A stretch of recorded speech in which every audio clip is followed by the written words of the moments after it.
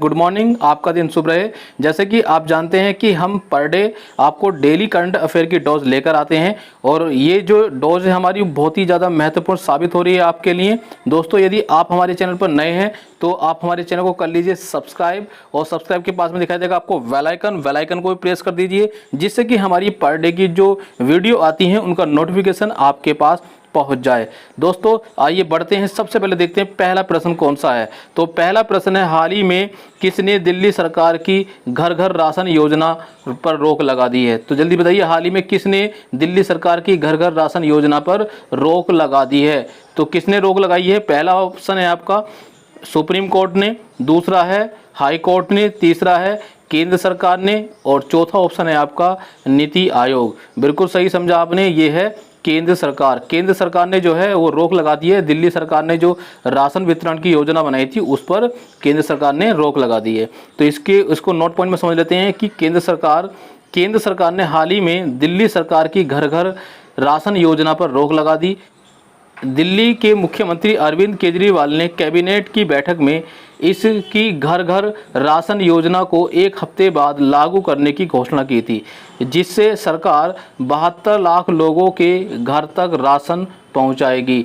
लेकिन इस पर अब जो है वो ग्रहण लग गया है। अब इस पर केंद्र सरकार ने रोक लगा दी है। तो अब देख लेते हैं प्रश्न नंबर 2। अपना ममता बनर्जी ने टीएमसी पार्टी में किसी राष्ट्रीय महासचिव नियुक्त किया है? तो जल्दी से बताइए किसको राष्ट्रीय महासचिव नियुक्त किया है ममता बनर्जी ने अभी हाल ही में?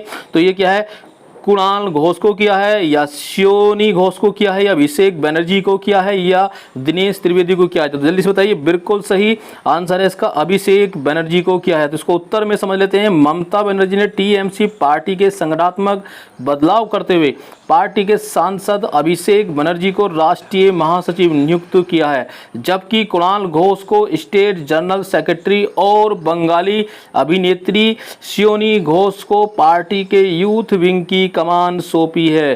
तो इसको याद रखना दोस्तों, अच्छा प्रश्न है।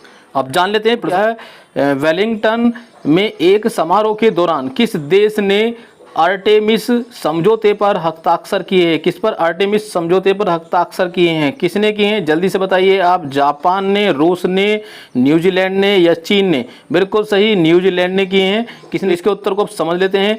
वेलिंगटन में एक समारोह के दौरान न्यूजीलैंड अंतरिक्ष एजेंसी के प्रमुख पीटर कैबरी, कौन? पीटर कैबरी ने हाल ही में शांतिपूर्ण, सुरक्षित, टिकाऊ और पारदर्शी अंतरिक्ष अन्वेषण के लिए अमेरिका के नेतृत्व वाले आर्टेमिस समझौते पर हस्ताक्षर किए हैं। इस आर्टेमिस समझौते पर हस्ताक्षर करने वाला न्यूजीलैंड कौन सा 11वां देश बन गया है? कौन सा देश बन गया है? 11वां देश बन गया है। अब समझ लेते हैं प्रश्न नंबर 4। हाल ही में रेलवे ने किस वर्ष तक विद्युतीकरण संतुलित ब्रॉड गेज रूट तैयार करने की घोषणा बनाई है? तो ये ब्रॉड गेज रूट जो है वो तैयार करने की जो घोषणा बनाई है, बताइए जल्दी से। यानी कि रूट गेज का मतलब है यहाँ पर कि जो रेलवे का रूट है उसको चौड़ीकरण करने के लिए जो योजना बनाई है, बताइए 2022 तक के लिए, 23 या 24 या 25 के लिए? बिल्कुल सही, 23 तक के लिए योजना बनाई है, 2023।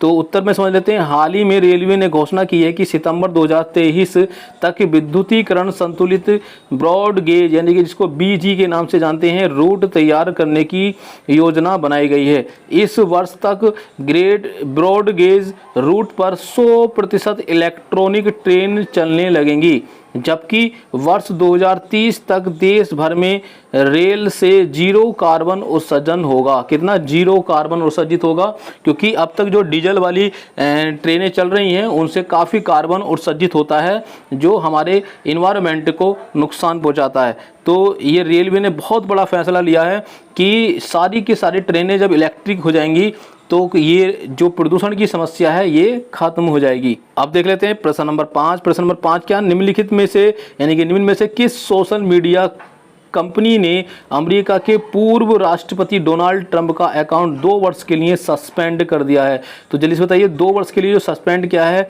वो किस कंपनी ने किया है? फेसबुक ने किया है, ट्विटर ने किया है, गूगल ने किया है या बिंग ने किया है? बिल्कुल सही, किसने किया? फेसबुक ने, जो उनका 2 वर्ष तक के लिए अकाउंट जो है वो बंद कर दिया है। तो उत्तर समझते हैं इसका। सोशल मीडिया कंपनी फेसबुक ने अमेरिका के पूर्व राष्ट्रपति डोनाल्ड ट्रंप का अकाउंट 2 वर्ष के लिए सस्पेंड कर दिया है, जबकि डोनाल्ड ट्रंप ने फेसबुक की इस कार्रवाई को 7.5 करोड़ लोगों की बेइज्जती बताया है, जिन्होंने 2020 के चुनाव में ट्रंप को वोट दिया था।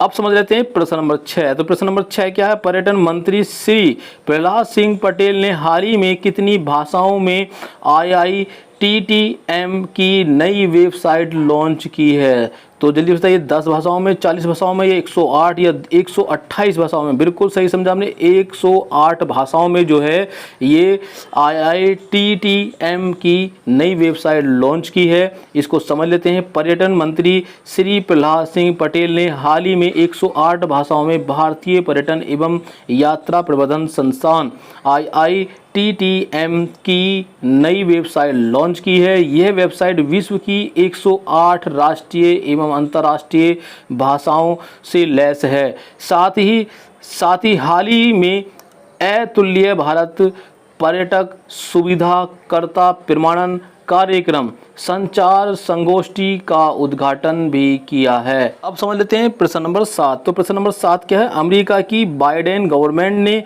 हाल ही में चीन की कितनी कंपनियों को बैन कर दिया है? तो जल्दी से बताइए, कितनी कंपनियों को बैन किया है बाइडेन सरकार ने अमेरिका की, और जो चीन की कंपनियां हैं उनको बैन कर दिया है। तो कितनी कंपनियां बैन की हैं चीन की? 12, 28, 34 या 48 कंपनियां? तो जल्दी से बताइए कितनी? बिल्कुल सही, 28 कंपनियों को बैंड कर दिया है। इसको उत्तर में समझ लेते हैं।